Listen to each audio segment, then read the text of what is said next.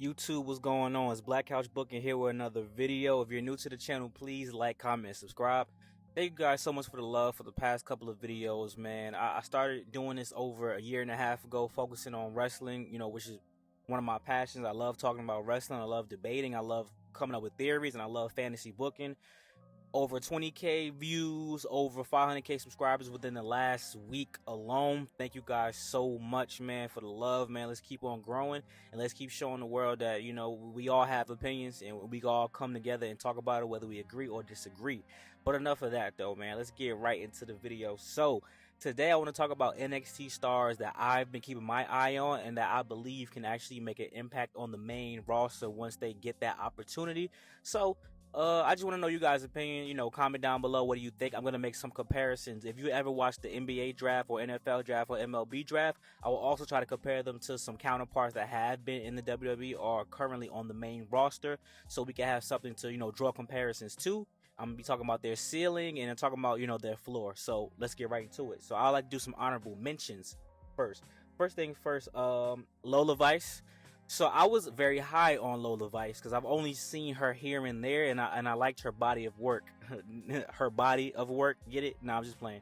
No, all the women look very nice. They have nice bodies. They're in shape. They're athletes. They look good.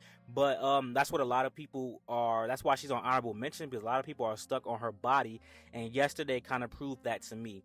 So she was going against Shayna Baszler. Decent little match. She's still a little green for me. But at the end of the match, she attacked Shayna Baszler. I'm like, okay, we're about to see some aggression. She attacks Shayna Baszler and starts making her cheeks clap in the middle of the ring. You cannot make this up. I'm like, bro, no way did Shawn Michaels tell her to do that. She definitely did that on her own.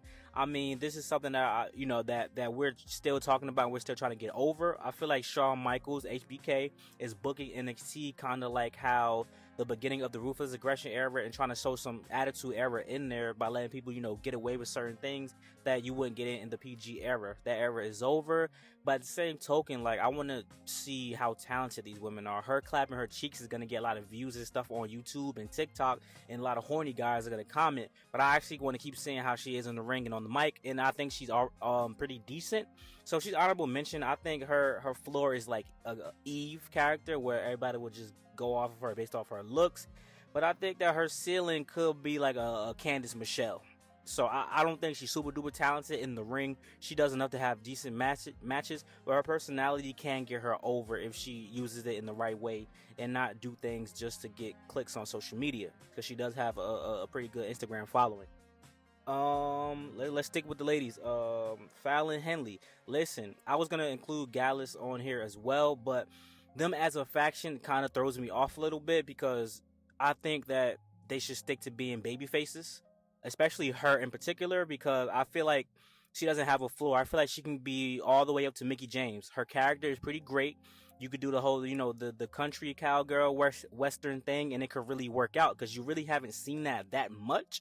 You really only seen that with Mickie James later on in her career, so it's not really that fresh for a lot of people, I believe. So if she can do the whole country girl, cowboy, and western thing, and I only heard of them first through WWE 2K24, and I like their interest, I like their look. Let me look more into them, and as I look, she's the strongest member of the group. As of right now, she stands out, and she's done some good in-ring work. She defeated someone else who was going to be on this list, Thea Hale, who I've been very high on, but unfortunately, I think she's going to be pretty much Maxine Dupree, and same cringe. But them as a tag team would be great, but I don't know where we're going to go next with, with those two characters in particular. So yeah, Fallon takes this, and I think she's going to be very great. When she gets to the main roster, she just needs an opportunity, and I think a great opportunity and a great, showing that you have faith in her would be to win the first ever women's NXT North American Championship.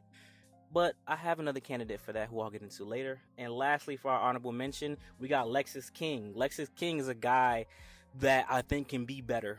I think he needs a little bit more opportunity. I've been seeing him on the mic a lot more than previously. I like his in-ring work. I don't think he's boring at all. I think he's the Brian Kendrick-esque type of character, and I think that can really work for you. I think he would benefit from having someone be with him. A lot of people, when they're by themselves, you can only focus on them.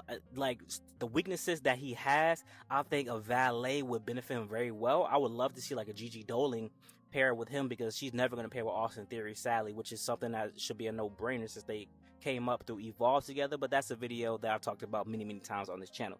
So I would love to see him pair with someone who could take some attention off of him to hide his weaknesses. His mic work is all right, but it's not the best. His in-ring work, I think he's good in the ring, and I think he have some banger matches against worthy opposition. So I would like a guy like Lexus King to get more of an opportunity, maybe NXT North American champion, or I think he should have been paired with Nathan Frazier perhaps to become tag team champions, because that tag team pairing is very odd to me. It's two guys who deserve the belt, but him and Axiom is very odd. It doesn't match. So let's get to the main part of the video. And I'm gonna not leave this guy for last. I'm gonna talk about him first. Oba Femi. This is the gimmick that was supposed to propel Apollo Crews to main event status, or at least higher than he got. I mean, he was the Intercontinental Champion, and the gimmick was all right. I didn't think it was bad, but the Nigerian Warrior gimmick, it fits Oba Femi well. Obviously, they were going for more of a Nigerian Prince type of gimmick with Apollo Crews to a certain extent, but I think this guy is the guy. He has the body, he talks well, he has the entrance, and the gimmick works. For me, it's not a stereotypical type of gimmick. Yes, he is Nigerian, but feed into that. He's Nigerian. Let's tap into the roots. It's not offensive making him the Nigerian Warrior. That's what he is. And I really like this guy a lot. When he goes to the main roster, I could see a guy like him being Intercontinental Champion as soon as he steps on.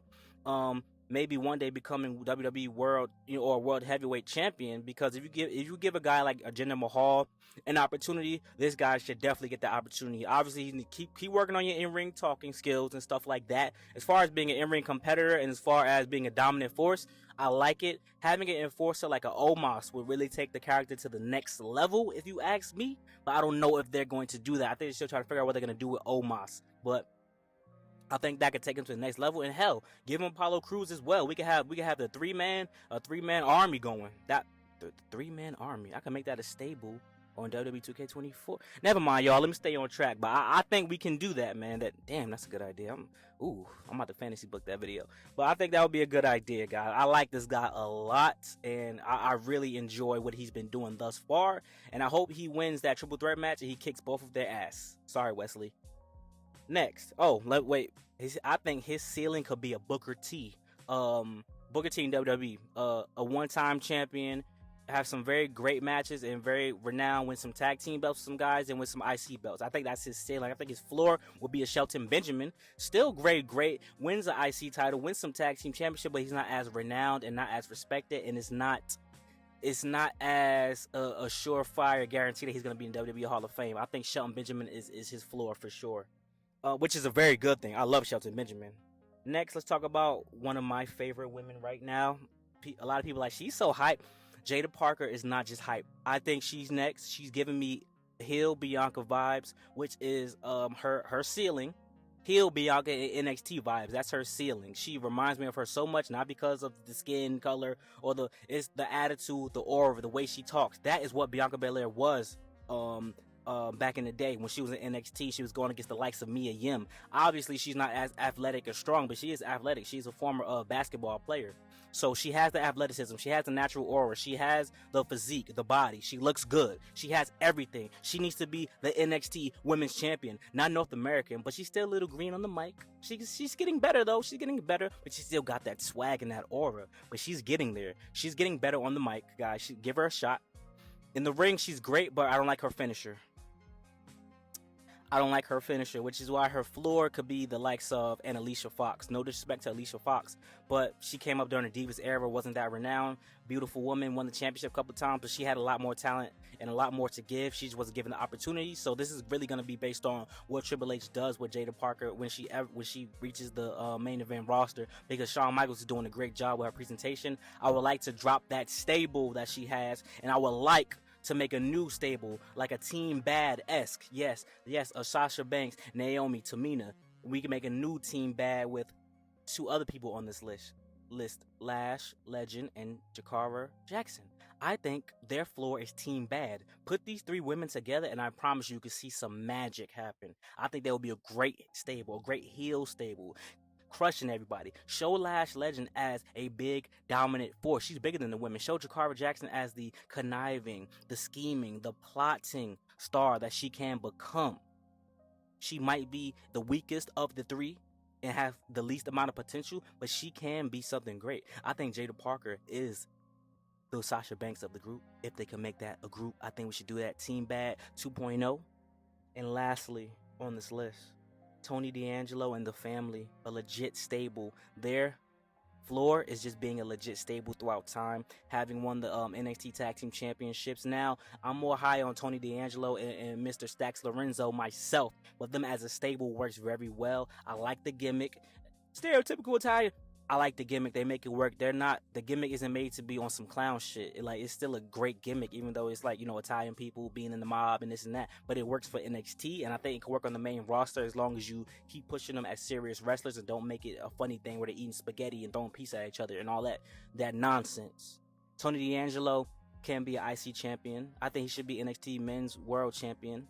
And I like Tony D'Angelo a lot. He's proven me wrong. I thought he was just a silly Italian, a pasta eating motherfucking gimmick. But no, he's actually a really, really good guy. He's really, really good wrestler. And I like the work that he's done. And I think Stax Lorenzo can be that guy that can, turn on him and they can have a good feud together and get back together down the line. I think Stax Lorenzo has a lot of potential.